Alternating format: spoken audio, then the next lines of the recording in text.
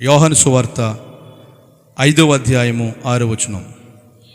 యేసు వాడు పడియుండుట చూచి, చదవబడినటువంటి లేఖన భాగంలో ఒక వ్యక్తి 38 సంవత్సరాల నుంచి ఒక కోనేటి దగ్గర ఉన్నాడంట. ఆ వ్యక్తి ఆ కోనేటి దగ్గర ఎందుకున్నాడంటే, ఆ కోనేటికి మంటపాలు ఉన్నాయి, రేవులు ఉన్నాయి.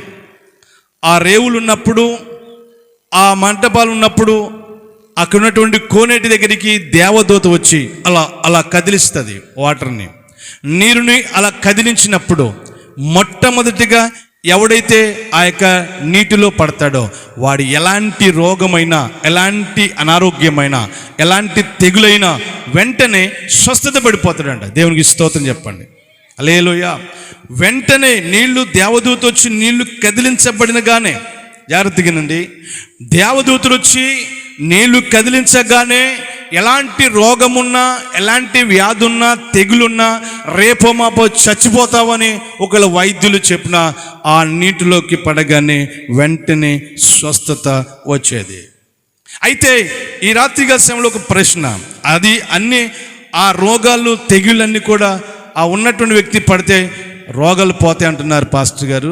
మరి ఈ వ్యక్తి ఏంటి 38 సంవత్సరాల నుంచి ఉన్నాడు అని ప్రశ్న రావచ్చు. దేవునికి స్తోత్రం చెప్పండి. 38 సంవత్సరాల నుంచి ఒక వ్యక్తి అక్కడికి ఉన్నాడు, ఆ కోనేటి దగ్గర. ఆ కోనేటి దగ్గర ఉన్న స్వస్థత పడదామని వచ్చాడు, బాగుపడదామని వచ్చాడు, స్వస్థత పడదామని వచ్చాడు. కానీ ఆ యొక్క సమయంలో అతడు ఒక సాకు వెతుక్కున్నాడు, ఒక సాకుతో ఉన్నాడు. ఏంటంటే, యేసుప్రభు అక్కడికి వచ్చాడు. అక్కడికి వచ్చి ఆ వ్యక్తిని చూశాడంట. నా అంశం ఏంటంటే, యేసయ్య మనల్ని చూచే దేవుడు. ఈ మాటల గురించి జాగ్రత్తగా గుర్తుపెట్టుకోండి. యేసయ్య నువ్వు ఏ స్థితిలో ఉన్నా, ఏ పరిస్థితిలో ఉన్నా నిన్ను చూస్తాడు దేవుడు. 38 సంవత్సరాల నుంచి ఒక వ్యక్తి అక్కడ పడి ఉంటే నేను అనుకుంటాను వారి కుటుంబస్తులు వాడికి రోజు క్యారేజీ తెచ్చేవారేమో. జాగ్రత్తగానండి. పొద్దున టిఫిను, మధ్యాహ్నం భోజనము, రాత్రి డిన్నరు, హ్యాపీగా తిండి పట్టుకొచ్చేవారేమో. క్యారేజీల మీద క్యారేజ్ తింటా ఉన్నాడు. తింటూ అలాగా ఒక్క సంవత్సరం కాదు, ఒక రోజు కాదు, ఒక నెల కాదు, 38 సంవత్సరాల నుంచి అక్కడ అదే స్థితిలో పడి ఉన్నాడు. దేవునికి స్తోత్రం చెప్పండి. అతనికి ఆశ ఉంది ఏంటంటే బాగుపడాలని, అతనికి ఆశ ఉంది ఏంటంటే స్వస్థపడాలని, అతనికి ఆశ ఉంది ఏంటంటే మరి బాగుపడాలని. కానీ ఒక సాకు వెతుక్కుండా ఏంటంటే, యేసయ్య వచ్చి అన్నాడు, నువ్వు స్వస్థపడగోర్చున్నావా బాబు అని అడిగితే, అయ్యా నీళ్లు కదలింపబడే సమయం వచ్చేటప్పటికి నాకంటే ముందుగా, జాగ్రత్తగానండి, నేను వెళ్ళి ఆ కోనేటిలో పడదామనేటప్పటికి నాకంటే ముందుగా ఒకడు వెళ్ళిపోయి పడిపోతున్నారు. అక్కడ అంటున్నాడు, ఒక సాకుని ఎత్తుకున్నాడు. చాలామంది దేవుని బిడ్డలు, అయ్యా నా గురించి ప్రార్థన చేయండి, మా రోగంతో, తెగులుతో బాధపడుతున్నాము, ఇలా శాపములతో ఉన్నాము, మా గురించి ప్రార్థన చేయండి అంటే, మందిరానికి రండి అమ్మ అంటే చాలామంది ఉంటారు, సాకులు వెతుకుతారు. వస్తాంలేండి. ఒక ఆవిడ అంటుంది, మాకు కార్యం చేసిన తర్వాత వస్తానని ఒకరు, మరి దేవుడు చేస్తే వస్తానండి అని ఒకరు. ప్రియులరా, వారి జీవితంలో పొందుకుందామనేటువంటి ఆశ, బాగుపడదామనే ఆశ, స్వస్థపడదామనే ఆశ ఉంది. కానీ ఏదో సాకులు వెతుక్కుంటూ నేను అనుకుంటాను 38 సంవత్సరాల నుంచి ఒకడు పడి ఉన్నాడు. నేను అనుకున్న, నాకు ఆలోచన ఏంటంటే, ఒక్క ఇంచు అలా జరిగిన, జాగ్రత్తగానండి, ఒక ఇంచు, ఒక అంగుళం అలా జరిగిన రోజుకి, జాగ్రత్తగానండి, రోజుకి ఒక అంగుళం అలా జరిగిన 365 రోజుల్లో, సంవత్సరంలోనే బాగుపడిపోయాడేమో. కానీ వాడు సుఖానికి అలవాటు పడిపోయాడు. జాగ్రత్తగానండి, సుఖానికి అలవాటు పడిపోయాడు. ఈరోజు చాలా మంది జీవితాల్లో కూడా సుఖానికి అలవాటు పడిపోయి పిల్లల దేవుని సన్నిధిలో గడపలేనటువంటి పరిస్థితిలో ఉన్నారు. గనుకనే వారి జీవితాలు ఎలాగ ఉన్నాయో తెలుసా? ఎక్కడున్న వాళ్ళు అక్కడే, పరిస్థితి అంతా కూడా ఎక్కడున్నది అక్కడే. సుఖానికి అలవాటు పోయిపోయి ఏం చేయాలి అర్థం కాని పరిస్థితిలో ఈ వ్యక్తి అలా పడి ఉన్నటువంటి స్థితిని చూసి దేవుడు చూశాడంట. దేవునికి స్తోత్రం. చాలామంది వస్తున్నారు అక్కడికి, స్వస్థత పడిపోతున్నారు, వెళ్ళిపోతున్నారు, బాగుపడిపోతున్నారు, వెళ్ళిపోతున్నారు. చాలామంది వస్తున్నారు, రోగంతో ఉన్నటువంటి వాళ్ళు ఉన్నారు, రోగంతో ఉన్నటువంటి వాళ్ళ యొక్క చుట్టాలు అక్కడ ఉన్నారు, బంధువులు ఉండవచ్చు, తీసుకొచ్చిన వాళ్ళు ఉండవచ్చు, అనేక మంది ఉన్నారు. కానీ ఈ వ్యక్తి ఉన్నటువంటి పరిస్థితిని దేవుడు చూశాడు. దేవుని స్తోత్రం. ప్రియులారా, దేవుడు ఆ వ్యక్తిని చూచి, రాయబడుతున్న మాటలు 6వ వచనంలో, యేసు వాడు పడి ఉండుట చూచి, చాలా మంది వచ్చారు అక్కడికి, కానీ ఎవరు పట్టించుకోవాలా? జాగ్రత్తగానండి, ఎవరు పట్టించుకోవాలా? చాలా మంది వచ్చారు అక్కడికి.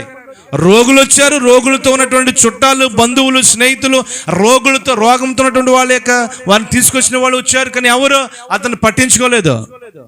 ఎవడు పట్టించుకోలేదు, ఎవడు చూడలేదు. చూసినా నాకెందుకులే అని వెళ్ళిపోయినటువంటి వాళ్ళే. యేసయ్య ఒక రోజున స్థలానికి వచ్చాడు, ఆ కోనేటి దగ్గరికి, బెతెస్దా అనేటువంటి కోనేటి దగ్గరికి. ఆ స్థలానికి వచ్చి అక్కడ పరిస్థితి చూస్తున్నప్పుడు ఆయన కనుదృష్టి ఒక వ్యక్తి మీద పడ్డాది. ఆ వ్యక్తి ఎవడంటే 38 సంవత్సరాల నుంచి రోగంతో బాధపడుతున్న, పక్షవాతంతో బాధపడుతూ, తెగులుతో బాధపడుతూ, స్వస్థత పొందాలనే ఆశ ఉంది, కానీ అతడు వెళ్ళలేని పరిస్థితిలో ఒక సాకు వెతుక్కుంటూ ఏమన్నాడు తెలుసా? నాకంటే ముందుగా ఇంకొకరు వచ్చి పడిపోతున్నారు బాబు, నేను వెళ్ళి దాంట్లో పడదామని కానీ ఆశ ఉంది, కానీ నాకంటే ముందుగా వచ్చి ఎవరో పడిపోతున్నారు. ప్రియులరా, మన జీవితాల్లో ఆశపడితే దేవుడు తప్పకుండా ఆశగల ప్రాణాన్ని తృప్తిపరుస్తాడు. మన ఆశ ఏది కూడా వ్యర్థంగా పోదు, మన ఆశ ఏది కూడా వ్యర్థం కాదు, మన యొక్క నిరీక్షణ, మన యొక్క ఆశ ఏది కూడా వ్యర్థంగా పోదు. దేవుని యొక్క వాక్యం తెలియజేయబడుతుంది. దేవుడు అంటున్నాడు, ఇదిగో నీవు ఇక్కడ పడి ఉన్నావు అని చెప్పి అడిగినప్పుడు ఈయన ఒక మాట చెప్తుండే, స్వస్థపడగూర్చున్నావా అని అడిగినప్పుడు, అయ్యా స్వస్థపడాలనుకుంటున్నాను అని డైరెక్ట్గా చెప్పాలి, డైరెక్ట్గా చెప్పాలి. కానీ ఏమన్నాడంటే ఇక్కడ, ఇదిగో నేను వెళదామనుకున్నాను, కానీ ఎవడో వచ్చి నీళ్ళు కదిలించబడినప్పుడు వేరే వాళ్ళు వచ్చి పడిపోతున్నారు కనుక నాకు స్వస్థత రాలేదు. ఈ రోజున పరిశుద్ధాత్మ దేవుడు మనతో మాట్లాడుతున్నాడు. మన ఏ స్థితిలో ఉన్నా, ఏ పరిస్థితిలో ఉన్నా దేవుడు మనల్ని చూసేటువంటి దేవుడు. దేవునికి స్తోత్రం. హాగర్ అనేటువంటి ఒక స్త్రీ ఉన్నది. ఆ దినాల్లో అబ్రహాముకు సారా అనేటువంటి భార్య ఉన్నప్పుడు, ఆ సారాయి ద్వారా బిడ్డలు లేనప్పుడు ఆ యొక్క సారాయి అన్నది, అయ్యా మరి మన దాసి ఉన్నది, ఆ దాసితో పిల్లల కంటే మంచిది అని చెప్పి రెండో భార్యగా చేసుకోమనంటే భార్య చెప్పిన మాట విని ఆమె ద్వారా మరి బిడ్డలు కనేటువంటి పరిస్థితి ఉంటాయి. ప్రియులారా, అటువంటి పరిస్థితుల్లో అక్కడ పరిస్థితి తారుమారైంది. ఆ దాసికి బాధలు, సమస్యలు, శ్రమలు వచ్చినప్పుడు ఒకసారి ఆదికాండము 16వ అధ్యాయము 13వ వచనం ఒకసారి చదువు. అక్కడ ఆ యొక్క స్త్రీకి ఇబ్బందులు ఎక్కువైనప్పుడు, సమస్య వచ్చినప్పుడు ఆమె అక్కడి నుంచి సారాయి దాసి, ఆ యొక్క హాగర్ అనేటువంటి ఆ స్త్రీ ఆ యజమాని దగ్గర నుంచి ఆమె వెళ్ళిపోయి అరణ్యంలో తిరుగుతున్నప్పుడు అక్కడ దేవుని దూత కనబడి, నువ్వు ఎక్కడికి వెళ్తున్నావు, నువ్వు ఎక్కడికి వచ్చావు, నువ్వు ఎవరు, అసలు ఏంటి పరిస్థితి, ఎక్కడికి వెళ్తున్నావు, నీ ప్రయాణం ఏంటి అని అడుగుతుంటే, ఇదిగో యజమానులు అనేటువంటి ఆమె కింద నేను వేదన చెందుతున్నాను, బాధపడుతున్నానంటే దేవుని యొక్క దూత చెప్తాను, వెళ్ళి ఆమె దగ్గర అణిగి ఉండమని. దేవునికి స్తోత్రం. ఇక్కడ రాయబడుతున్న మాట చూద్దాం. 19వ వచనంలో, అప్పుడు యెహోవా దూత నీ యజమానురాలు యొద్దకు తిరిగి వెళ్ళి ఆమె చేతి క్రింద అణిగి ఉండుమని దానితో చెప్పాను. ఏమన్నాడు తెలుసా? యజమానిని వదిలేసి వచ్చేసింది. శ్రమ కలిగినప్పుడు, బాధ కలిగినప్పుడు, ఇబ్బందులు కలిగినప్పుడు, వేదన కలిగినప్పుడు వారిని వదిలేసి వెళ్ళిపోతున్న సమయంలో దేవుని దూత దర్శించి అంటుంది, నువ్వు ఎక్కడికి వెళ్తున్నావు, నీ పరిస్థితి ఏంటి అడిగినప్పుడు, నా యజమానురాల దగ్గర నుంచి వచ్చేస్తున్నావు. అయితే దేవుడు అంటాడు, ఒక్కొక్కసారి అంటే దేవుడు అంట రివర్స్ గేర్ అంటే, ఒకసారి జాగ్రత్తగా ఏదైతే కాదంటామో అదే దేవుడు చేస్తాను. ఎందుకంటే మనం ఆలోచించేది వేరు, దేవుడు ఆలోచించేది వేరు. మన తలంపులు వేరు, దేవుని యొక్క తలంపులు వేరు. అందుకనే నా తలంపులు మీ తలంపులు వంటివి కావు అని అక్కడ వాక్యం తెలియజేస్తున్నారు. ప్రియులరా, ఈ దేవుని దూత తెలియజేస్తుంది, నీ యజమానురాలు యొద్దకు వెళ్ళి ఆమె చేతి కింద అణిగి ఉండమని దానితో చెప్పాను. మరియు యెహోవా దూత అంటే, నీ సంతానం నిత్యముగా విస్తరింపజేసేదను, అది లెక్కింప వీలులేనంతగా విస్తారమగును, కనుక నీవు వెళ్ళి నువ్వు యజమానురాలకి లోబడి ఉండు అని అక్కడ గద్దించేటప్పటికి ఆ యొక్క స్త్రీ అంటుంది, 13వ వచనంలో అంటుంది ఏంటంటే, ఆ చూచుచున్న దేవుడవు నీవే అని పేరుతో తనతో మాట్లాడిన యెహోవాకు పేరు పెట్టిందంట. ఏంటంటే చూచుచున్న దేవుడవు. దేవునికి స్తోత్రం చెప్పాలి. హల్లెలూయా. ఆయన మనం చూస్తూ ఉన్నాడు. నేను అనుకునేవాడిని చిన్నప్పుడు, ఒకసారి చెప్పాను సంఘంలో, మా చిన్న బిడ్డ కంటే, మా మూడో బిడ్డ కంటే చిన్నగా ఉండేటప్పుడు నాకు ఊహ సరిగా ఉన్నప్పుడు నేను అనుకునేవాడు, ఇన్ని కోట్ల మంది ప్రజల్లో నేను దేవుడికి లెక్క ఏంటి అనుకునేవాడిని. జాగ్రత్తగా, ఇన్ని కోట్ల మంది ప్రజలలో ఇన్ని కోట్ల మంది ప్రపంచం ఉన్నటువంటి ప్రజల్లో నేను దేవునికి లెక్క? నన్ను చూస్తాడేంటి దేవుడు, నన్ను పరిశీలిస్తాడేంటి దేవుడు అని చెప్పి ఆలోచించేవాడిని. ఊహ వచ్చిన తర్వాత, దేవుని గురించేటువంటి జ్ఞానం వచ్చిన తర్వాత, వాక్యం ఉంది, యెహోవా కనుదృష్టి లోకమంతటా సంచారం చేస్తుంది. అది చెడ్డవారిని చూస్తుంది, మంచి వాళ్ళని చూస్తుంది, ఆ చిన్నపిల్లల్ని చూస్తుంది, పెద్దవాళ్ళని చూస్తుంది. ప్రతి ఒక్కరిని దేవుని యొక్క కనుదృష్టి చూస్తూ ఉన్నది. దేవునికి స్తోత్రం చెప్పండి. హల్లెలూయా. ఇక్కడ అంటే అది ఏంటంటే, నిజంగా నేను పారిపోదాం అనుకున్నాను, నా పరిస్థితి తారుమారుగా ఉంది, నా పరిస్థితుల సమయాల్లో నిజంగా నువ్వు నన్ను చూసావు ప్రభువా, నువ్వు చూచుచున్నటువంటి దేవుడు నాయనా, నువ్వు నన్ను చూసావు ప్రభువా. ఈ అరణ్యంలో నన్ను ఎవరు చూడలేదనుకున్నాను, ఈ అరణ్యంలో నాకు దిక్కవలేదనుకున్నాను, నా పరిస్థితి ఏంటని చెప్పి నేను ఆలోచిస్తున్నప్పుడు నువ్వు నిజంగా నన్ను చూస్తూ ఉన్నావు. వదిలిపెట్టే దేవుడు కదా. దేవునికి స్తోత్రం. జాగ్రత్తగానండి ప్రియులరా. మనకు కష్టాలు కలిగిన, శ్రమలు కలిగిన, ప్రాణం పోయే పరిస్థితికి వచ్చిన, మన జీవితంలో తెగుళ్ళతో బాధపడుతున్నా, ఆర్థిక పరిస్థితులతో బాధపడుతున్నా, ఏ పరిస్థితుల్లో ఉన్నా దేవుడు మన దేవుడు. నేను పెట్టుకున్న పేరేంటంటే మన దేవుడు చూస్తూ ఉండి ఊరుకునే దేవుడు కాదు. చెప్పలు కొట్టి మైపడుతుంది అందరూ కూడా. హల్లెలూయా, స్తోత్రం. చూస్తూ ఉండి ఊరుకునే దేవుడు కాదు. జాగ్రత్తగా ఉండాలి. నీకేదైనా అన్యాయం జరుగుతున్నా, నీకేదైనా సమస్య వచ్చినా, నీకేదైనా కష్టం వచ్చినా, నీ మీదకి శత్రు సైన్యము నేను తరిమినా, నీ మీదకి ఎటువంటి పరిస్థితులు వచ్చినా దేవాతి దేవుడు చూస్తూ ఉండి ఊరుకునే దేవుడు కాదు. నా బిడ్డలకి ఏదైనా జరిగిందంటే చూస్తూ నేను భలే జరిగిందిరా, సూపర్రా అని అన్న. నేను సాధారణంగా ఏం చేస్తానంటే వాళ్ళకి ఏదో ఒకటి నేను చేస్తాను. అలాగే మన పరమ తండ్రి దేవాతి దేవుడు చూస్తూ ఉండి ఊరుకునే దేవుడు కాదు.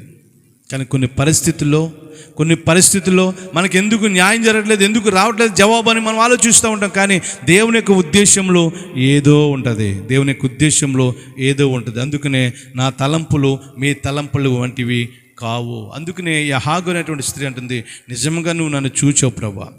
నా యజమానుడు నన్ను చూడలేదు, నా యజమానురాలు నన్ను చూడలేదు, లేకపోతే నాకున్నటువంటి తెలిసిన వాళ్ళు నన్ను పట్టించుకోలేదు, నేను వెళ్ళిపోతుంటాను ఎవరు కూడా పట్టించుకోలేదు. కానీ ఈ అరణ్యంలో, ఈ ప్రదేశంలో, ఈ శూన్యంలో దేవా నీవు నన్ను చూస్తున్న దేవుడు, చూచిన దేవుడు.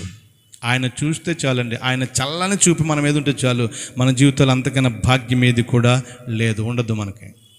ఆయన చల్లని చూపు మన మీద ఉండాలి. ఆయన కనుదృష్టి మన మీద ఉండాలి. ఆయన కనుదృష్టి మన మీద ఎప్పుడైతే ఉంటుందో ప్రియులరా, ఆయన కనుదృష్టి ద్వారా మనం దీవించబడదు. అందుకనే కీర్తనలు అంటాడు ఏంటంటే, ఒకసారి చదువుకున్న 14వ కీర్తనలో, దేవుణ్ణి వెదుకువారు కలరేమో అని చెప్పి దేవుడు అంట చూస్తూ ఉన్నాడంటే. ఒకసారి 14వ కీర్తన 2వ వచనం అనుకోండి, ఒకసారి చదువుదాం. 14వ కీర్తన 2వ వచనంలో, 14వ కీర్తన 2వ వచనంలో, వివేకము కలిగి దేవుని వెదుకువారి కలరేమో అని యెహోవా ఆకాశం నుండి చూచినలను పరిశీలిస్తున్నాడు. ఎందుకు పరిశీలిస్తున్నాడు అంటే, చాలామంది అనుకున్నారంట దేవుడు లేడని బుద్ధిహీనులు తమ హృదయంలో అనుకుంటున్నారంట. దేవునికి స్తోత్రం. దేవుడు లేడని కొంతమంది, దేవుడు లేదు దెయ్యం లేదని నాస్తికులు కొంతమంది ఉంటారు. దేవుడు లేడు, దేవుడు లేదు, దెయ్యం లేదు. ఏదోటి నమ్మాలి కదా. దేవుడు ఉన్నాడు లేక దెయ్యం ఉంది, రెండు నమ్మాలి. ఏదోటి నమ్మాలి, ఏదో దాన్ని నమ్మాలి. కానీ ఎవడు లేడు, నాకు సొంతంగా నేనే వచ్చాను, లేకపోతే నేనే పుట్టాను, లేకపోతే నేనే జన్మించానని కొంతమంది నాస్తికులు ఏం చేస్తారంటే దేవుడు లేడని అనుకుంటారంట. అంటే వారు బుద్ధిహీనులు అని రాయబడతా ఉంది. బుద్ధిహీనులు, చెప్పండి బుద్ధిహీనులు. కొంతమంది అంటే ఒక రోజున దేవుడు లేడని నిరూపించుదామని, జాగ్రత్తగా వినాలి, అలాగే అమ్మా, దేవుడు లేడని నిరూపించుదామని ఒక మీటింగ్ పెట్టుకున్నారంట, ఒక సదస్సు. దేవుడు లేడు అని నిరూపించాలి, దేవుడు లేడు నిరూపించుదామని చెప్పి పెద్ద పెద్ద హేమహేములు, పెద్ద పెద్ద జ్ఞానులు, పెద్ద పెద్ద వాళ్ళు వచ్చి మీటింగ్లో పాల్గొన్నారు. మీటింగ్ ఏర్పాటు చేసినటువంటి వ్యక్తి ఆయన మాట్లాడే సమయం వచ్చింది. అందరూ కూడా వక్తలు మాట్లాడారు, ప్రసంగాలు చేశారు. ఆ మీటింగ్ ఏర్పాటు చేసినటువంటి ఆ యొక్క వ్యక్తి ఆ ప్రసంగం చేయడానికి లేక తుది పలుకులో చివరి మాటలు చెప్పడానికి వచ్చినటువంటి ఒక ఆయన అన్నాడు సడన్గా, దేవుని యొక్క మహాకృపను బట్టి బాగా జరిగింది కూటమి అన్నాడు అంట. దేవునికి స్తోత్రం. చెప్పండి ఏంటండి? దేవుని కృపను బట్టి, దేవుని దయ వల్ల బాగానే జరిగింది అన్నాడంట. ఆడు ఎందుకు నిరూపిద్దామని వచ్చాడు? దేవుడు లేడని నిరూపించుదామని వచ్చాడు.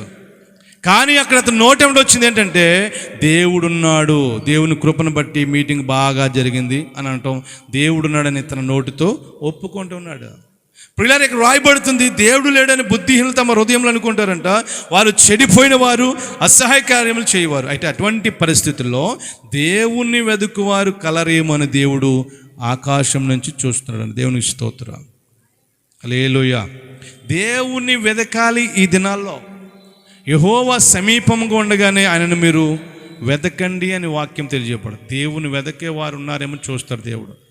దేవుడు చూసి వారి అవసరతలు ఏంటో ఎరిగి వారి పరిస్థితులు ఏంటో చూసి దేవుడు సహాయం చేస్తాడు. ఒక మాటలో చూస్తే చివరిగా మాట చెప్పి ముగిస్తాను.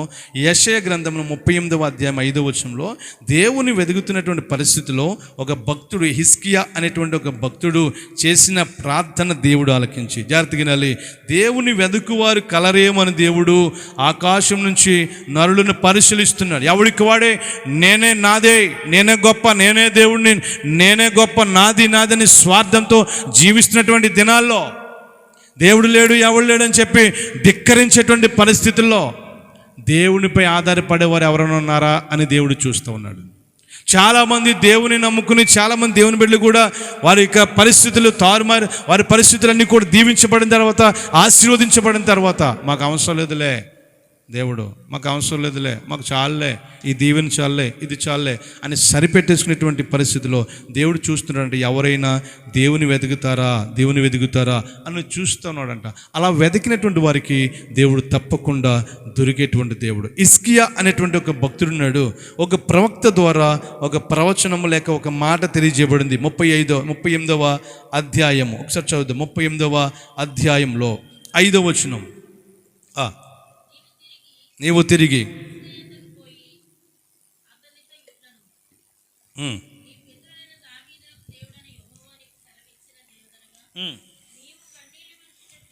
నీవు కన్నీళ్లు విడుచుట చూచి తిని, నీ ప్రార్థన నేను అంగీకరించి తిని. దేవునికి స్తోత్రం.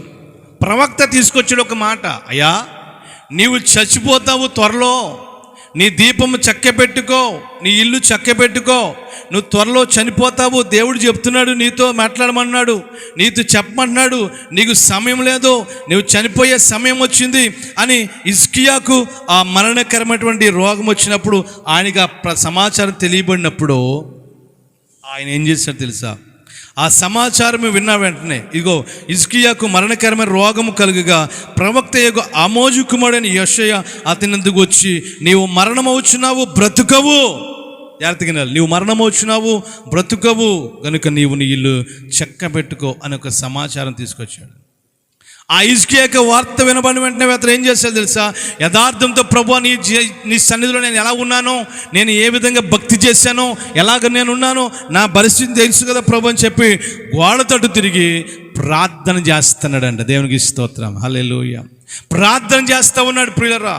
ఆ ప్రార్థన చేసినప్పుడు ఆ దేవుడు ఆ ప్రార్థన ఆలకించి, ఎవరైతే సమాచారం చెప్పాడో, ఏ ప్రవక్త అయితే తీసుకొచ్చి ఆ మాట చెప్పాడో, మరలా అదే ప్రవక్తను దేవుడు చెప్తున్నాడు, వెళ్ళు ఆ రాజు దగ్గరికి వెళ్ళి ఇదిగో ఈ మాట చెప్పన్నాడు.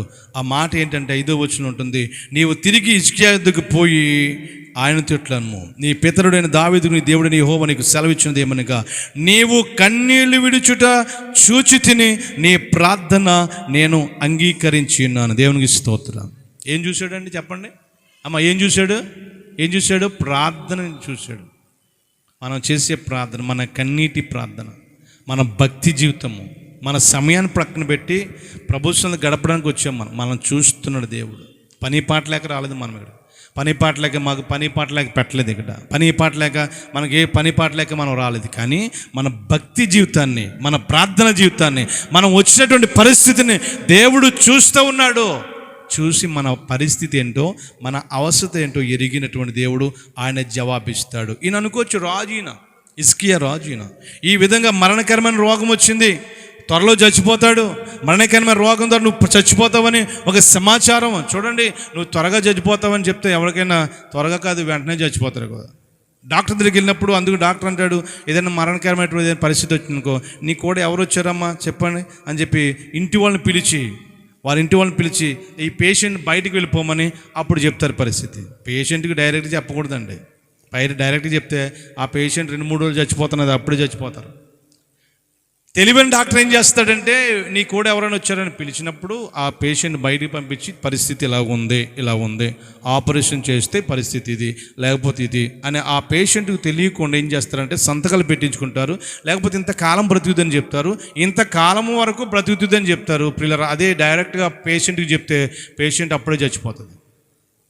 ఇక్కడ ఏమైంది తెలుసా, ఈ పేషెంట్కే తెలియజేయబడింది ఏంటంటే, రాజా నువ్వు త్వరలో చచ్చిపోతున్నావు, నీకు ఆయుష్ అయిపోతుంది, నీ ఆయుష్ తగ్గిపోతుంది, నీ త్వరలో చచ్చిపోతున్నావు కనుక నీ ఇల్లు చక్క పెట్టుకో, ఏదైనా అప్పగింతలు ఉన్నాయేమో చూసుకో, ఎవరికి ఏదైనా చెప్పాలేమో, ఏదైనా చేసుకోవాలేమో నువ్వు చెప్పుకొని చెప్పేసి వెళ్ళిపోడి రా. ఈ యొక్క ప్రవక్త వెళ్ళిపోతే అప్పుడు అతను అనుకోవచ్చు, నేను రాజుని కదా, నేను ఎంత భక్తి చేశాను, దేవుడు నన్ను చూడలేదేంటి, నన్ను పట్టించుకోలేదేంటి, ఈ రోగం ఇచ్చాడేంటి, ఇలాగయ్యానేంటి అని చెప్పి బాధపడలేదండి. జాగ్రత్తగానండి, మన జీవితాల్లో ఒక్కొక్కసారి ఇలాగ బాధపడుతుంటాం.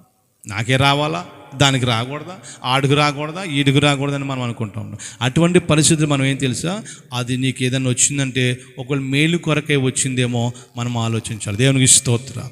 ఈ వ్యక్తికి ఈ విధంగా మరణకరమైన వార్త తెలిసేసినప్పుడు వెంటనే అతను ఏం చేసేది తెలుసా, రాయబడుతుంది 3వ వచనం చివరి మాటలో, నీ దృష్టికి అనుకూలంగా సమస్తనట్లు జరిగించుతున్న కృపతో జ్ఞాపకము చేసుకునమని హిజ్కియా కన్నీళ్లు విడిచుచు యెహోవాను ప్రార్థన చేశాను. దేవునికి స్తోత్రం చెప్పండి. ప్రభువా, జ్ఞాపకం చేసుకుని నేను ఎంత భక్తి చేశానో, ఎంత ప్రార్థన చేశానో, నేను ఎంతగా నేను బ్రతిమలాడుకుంటున్నానో, నన్ను కృపతో జ్ఞాపకం చేసుకొని బ్రతిమలాడాడు హిజ్కియా.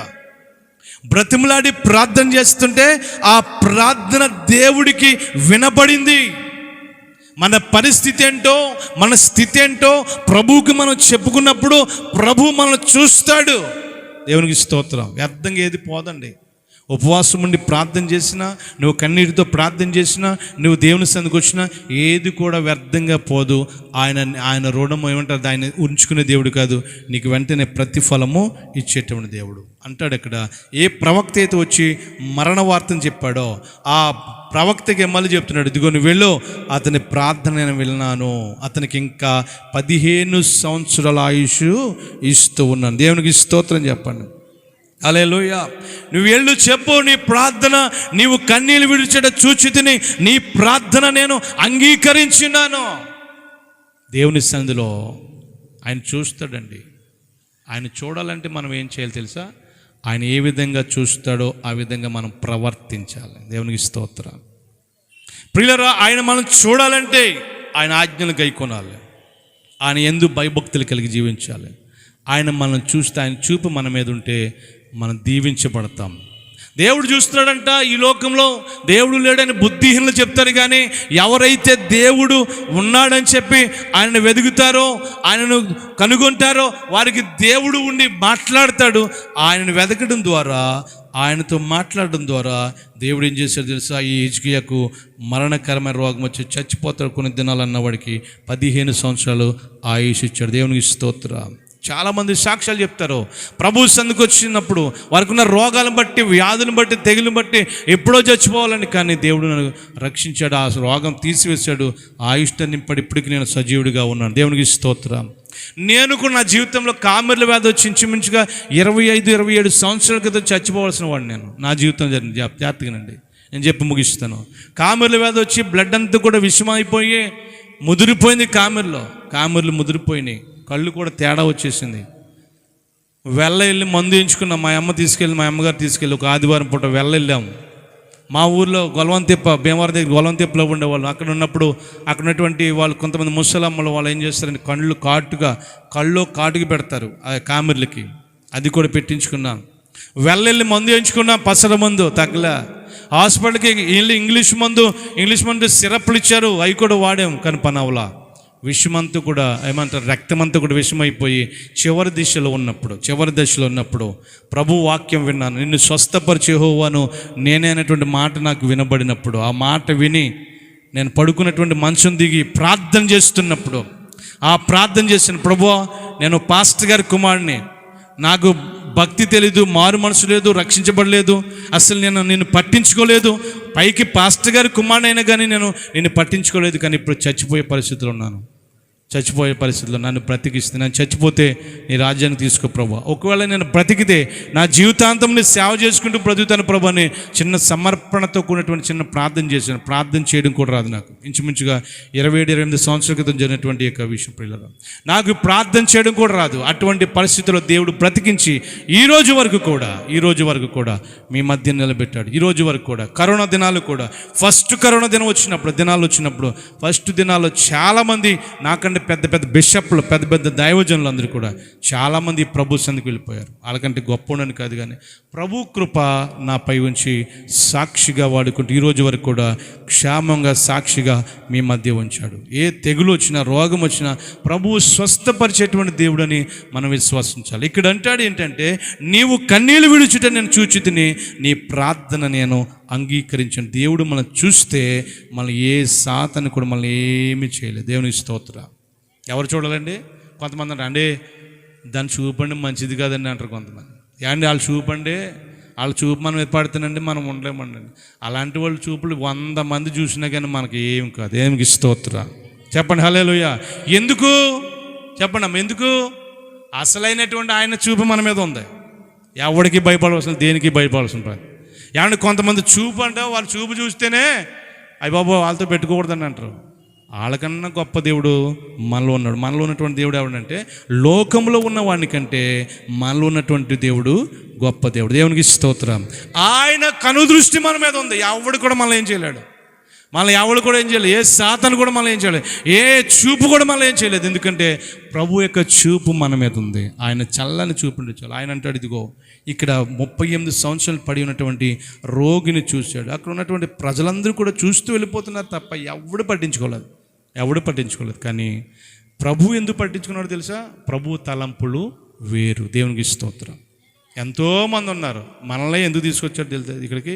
దేవుని యొక్క ప్రణాళిక నీ మీద, నా మీద ఒక ప్రణాళిక ఉంది. ఆ ప్రణాళిక నెరవేరాలంటే ప్రభువుకు మనము లోబడి జీవించాలి. దేవునికి స్తోత్రం.